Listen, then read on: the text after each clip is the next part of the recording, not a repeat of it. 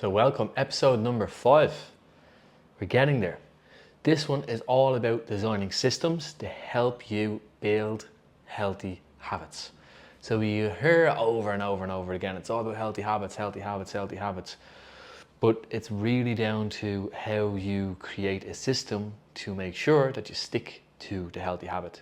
This episode is all about how I do this with my clients every single day, okay? I've been doing this for 10 years, so I've refined this process over and over and over and over again. It's very important that we learn as coaches how to kind of break the goal down into actionable steps. The first thing that you need to do with creating a system is identify the habits. Now, you need to pick something small and you need to be very, very clear, okay? An example is have breakfast every single morning. Sounds simple, but I know for a fact that it's hard, but it's a very clear habit, okay? It's super simple. Did you have breakfast or did you not have breakfast? It's a yes or no answer, okay? Very, very simple, very clear. We have identified the habit that we want to achieve.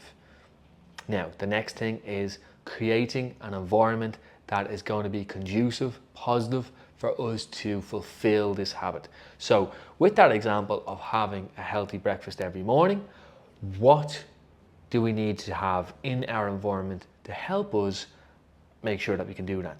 One is you need to organize your kitchen and you need to make sure that you have the right foods.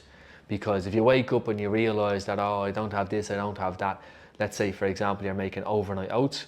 You don't have jars, you don't have the right lunch boxes. Yes, you're not going to be able to make overnight oats. It's that simple. If you don't have oats in the house, how can you make overnight oats? So before you even have the breakfast, you need to get organized and create an environment that enables you to have this breakfast every single morning. Okay, so you need to, what breakfast am I going to have? Okay, do I have the foods to help me have that breakfast? And do I have the time and the space to cook that breakfast or prepare it, whatever it might be? Then we move on to designing the routine to fulfill this habit. Again, sticking with breakfast, you need to make this a non-negotiable. This is something that you have to do, okay? This is the one thing that you must do. There is no excuses. It's the non-negotiable, okay? It's the only non-negotiable of the day for you. Now, if we know we want to have breakfast in the morning, there's one thing riding on that, okay? And that's going to bed at a certain time. If you wake up just with a bad mood because you had a shit sleep, breakfast is off the table. In order for me to fulfill this habit, I need to have a routine. The one thing that's pivotal for breakfast is how I sleep. I need to get to bed at a certain time so that I get enough sleep and that I can wake up at whatever hour I need to wake up to make my breakfast. If you're making breakfast like overnight oats, you need to still have the time in the evening to make that. So you still need to know, okay, I'm going to bed at this time and I'm going to make that overnight oats at this time every evening. So every system has a routine. You know, every single system has a routine and you need to clearly understand what routine do I need to create for me to fulfill this habit. If you know I will not make breakfast in the morning, no chance. I'm up too early, I hate making breakfast in the morning. Well then, straight away there's a lot of options for breakfast that's out. You know, you might need to just stick with overnight oats, or you might need to stick with a smoothie or something that you can make and just leave in the fridge. So you can just grab it, have it and go. Now, following on from our last episode, every single habit, every single thing that we do needs an element of accountability and responsibility. So who's going to support you with this new habit and who's going to call you out? So for example, if it's your partner, could they do a food shop on their way home from work, or could they even make a breakfast for you some mornings or wherever it might be? And then who's going to call you out? Will your partner call you out, or do you need to have a coach, or do you need to be part of a breakfast club or something like this where they will basically keep you accountable? You didn't show up, you're not doing it, come on, get back on it as ASAP. All that's all well and good, but there has to be an element of enjoyment. When it comes to a breakfast, or any food for that matter, if you enjoy what you're eating, it's going to be a lot easier to stick to that. Because if you don't like the food you're eating, you have to create the habit, you have to stick with it, and you need a hell of a lot of motivation because you don't even like the food. At the very start of a new system, developing a new healthy habit, it's very important that you enjoy it. So let's use exercise for another example. There has to be some type of exercise that you enjoy, whether it's stretching on a yoga mat or if it's doing a jog, okay? It doesn't really matter about the intensity exercise. What is most important is that the fact you exercise. You can go to the gym, okay, and all you can do is just jump on a treadmill and walk, because you're trying to develop the system that is exercising. It's not what is the exercise. Same as your system to have breakfast every day is not what is breakfast. The actual important element is have breakfast every day. The important element is work out 4 or 5 times a week, wherever your goal is. That's what the most important thing is. So within that, make it as enjoyable as you possibly can. Obviously, there's a bigger goal we're trying to achieve, so you want to try to have something that's aligned to your goal. But in terms of just purely making a system, the what breakfast or how we exercise is not important as the doing. You just got to show up and do it, tick it off saying I've done that today, and then we take the next step, right? The last part of this system build is reflect, reward, upgrade. Okay, so you need to reflect on how successful the habit was over the last 7 to 21 days. It really depends on what the habit is, how complex the system is. If it's a very complex system, like revamping your food, it's at least 21 days, because there's so much more in that. Like I said, with the environment, who's going to keep you accountable. We can all do something for a few days, but can you maintain revamping your whole food? Have that level of organization? Do you have enough responsibility? So depending on the type of habit will depend on how long you will wait until you reflect on it, okay? Another important question to ask is, how was the experience? Since you've lived it, since you've done it, now you need to look back, reflect, what would you change and why? So for example, with the breakfast, you might say, doing it again, I should have got up a little bit earlier and made some breakfast fresh in the morning. I would have enjoyed that more. So only when you complete something, you have this experience, and then you can speak back from a point of experience. You got to live it to kind of improve it, you know? Then we need to ask ourselves, how would you upgrade the system? How would you stack this system with another, or integrate it with an already existing system that you have? So once we've reflected, then we want to upgrade the system. How can we make it better? How can we integrate it? We look at the broader picture and we try to align this with the big goal. Once we do that, then we know how we're going to make this system better and how we can integrate it. It's time for a reward. You need to reward yourself for the hard work that you've put in. You've completed this kind of system. You've tried it, you've tested it, you've hopefully improved it, and ideally upgraded it so now that it can be even better going forward. You've heard it time and time again, the importance of healthy habits. I'm not going to get too much into that because there's tons of content already out there with that. But what I will say is routine builds momentum. So when a new client is starting out with me, I always say to the client, we start slow. Start slow, finish strong, okay?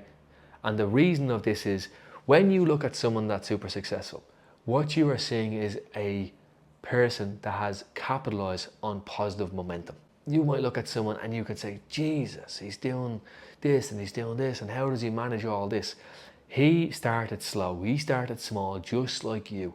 And it could be 1, 5, 20 years of that slowly building that positive momentum, that momentum. Routine builds momentum, routine builds momentum. Systems get better, systems get refined. This enables momentum to go faster and faster and faster. It's very important that you try to remember, when you look at successful people that are a reflection of what you want to achieve, you are seeing momentum in play, positive momentum in play. The man who moves mountains starts with small stones. Start small, finish strong. The power of like showing up every day and just doing something, that small daily action, like the power of that is just so underrated. I know it's cliche, but this has been around for the longest time. It's tested through time. Everyone that's successful says it. You know, the small daily action, just showing up, leads to something else, leads to something else. So momentum needs routine. When you refine your system, it gets better, and this creates more momentum and more momentum. We start small and then we finish strong. I touched on this in the last episode, decision fatigue. So when you have a system in place, it reduces decision fatigue because you have reflected on it, you have improved it, and you have upgraded that system. And then a system over time becomes automatic. And when something is automatic, it requires very little energy, mentally, physically, spiritually. It's just kind of built into your day. Now, if you can think back of when you first started to learn how to drive a car, your hands are at 10 and 2, you're looking at all the mirrors, you know, everything is like, you touch the wheel and the car moves. You drive every day for 5 years, what happens? It requires no energy, there's no decision fatigue. You're barely thinking about driving anymore. You know, your head is thinking about the day, wherever. Your mind is completely gone. You're not thinking about everything. The driving becomes automatic. You could be having a full-blown conversation with the person in the passenger seat, but when you first start doing those driving lessons, you are so focused. And this is just a perfect highlight, a perfect example of a system. Your driving habits, you have formed a system around your driving habits. A lot of people drive differently and we all have different systems. And that just highlights again how different systems can still equate to success. What I'm trying to say is you need to reduce decision fatigue. You need to have this as low energy zapping as possible.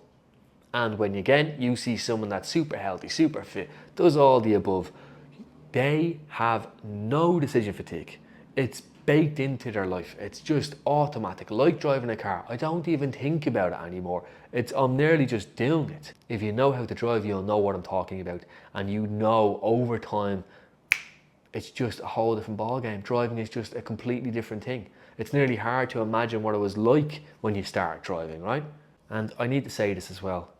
When it comes to results, short-term fixes is not long-term success. Like if you think about what we just spoke about, how can you rush the above? How can you rush it? You can't. You know, the system is going to break. You know, if you don't have accountability, you might fall off for days, weeks, months. If you don't have someone kind of helping you with that decision fatigue, you're going to have to try so many iterations. You know, what about this breakfast, this breakfast? What about going to bed at this time, that time? It takes time. You cannot rush it. The fastest way to get there is by hiring someone that's a professional. But if you're doing all this by yourself, even with a professional, it's trial and error. You know, it takes roughly 21 days to form a new habit. So a lot of the time you can see these fast results, like these immediate results. It's only a temporary change. It's honest to God, it's only a temporary change. If you went on to some transformational coach, okay, anyone that's online, okay, go onto the page, scroll down about 6 months ago, click on someone that has a before and after. If they're tagged, you have to find someone that's tagged, all right? Click on them, message them, and ask them, what results do you have today? Okay, I guarantee you, if they done this rapid, immediate results, you know, transformation in X amount of weeks, I can guarantee you 90% of the people that you're to message 6 months after, they don't have the results. Those results are long gone. There was a flash in the pan. That's all it was. And why would you want that? Why do you want, like, I can understand if you have a holiday or a wedding. Yes, I want to be in the best shape I possibly can be in. I do kind of want immediate results. But ultimately, you should still try to get there by healthy habits because, in my opinion, there's nothing worse than being a flash in the pan. There's nothing worse than looking great for a holiday and then when you get back from holiday, you look like shit or you just look like you've done nothing. It's just like, you know, it's gone. Now, I'm not having a go at any transformational coaches. I'm not having a dig at nobody. It's important to realize that immediate results are too often short-lived. It's not a dig, it's not a go at anybody. There's a place for fast results, but I think there should be a disclaimer, nearly impossible to maintain. Do you ever see those things online like get rich fast? I'll make you this amount of money in this amount of time, trade this, trade that, Bitcoin this, Bitcoin that. It should actually read, get rich fast, go broke faster. You know, that's honestly what I should read because that's the reality of it. There's nobody that is making you millions in weeks or months because if that was the case, the smartest people in the world would be doing it and the smartest people in the world aren't doing it. They're trying to trigger your emotion to get a reaction, which is to buy from them, okay? Exactly the same with these transformation 30-day, lose 30 pounds, wherever these stupid things are. It should actually read, get lean quick, get fatter quicker. That's the truth. They're playing on your emotions. They're trying to trigger you to react and basically nearly make an impulse buy. They make it out that it's too good to be true a lot of the time, and all the time it is. And the last thing about habits, about systems, there's two main points. Track your progress. What gets measured gets managed, okay? And then staying accountable. You need to listen to the last episode that I made to help you have accountability, because accountability is key to any progress, especially if it's long-term success, okay? So I really hope you enjoyed this episode. If you want more information, you should really join the Discord, because the Discord has a community and you can jump in that for free, where we can help you design systems. We can help you with accountability. It's a group, other people are doing it. How you pay is through engagement in the community. I'm very happy if you tell me to have it. I can give you some templates. I can try to help you as best I can to create the best system for you. As always, I really appreciate you taking the time to listen to the show. I hope you got some value out of it. That's my goal, is to help you along your own journey. The next episode, it's all going to be about vision. You must believe it to achieve it. I hope you have a great day, and I'll catch you in the next one.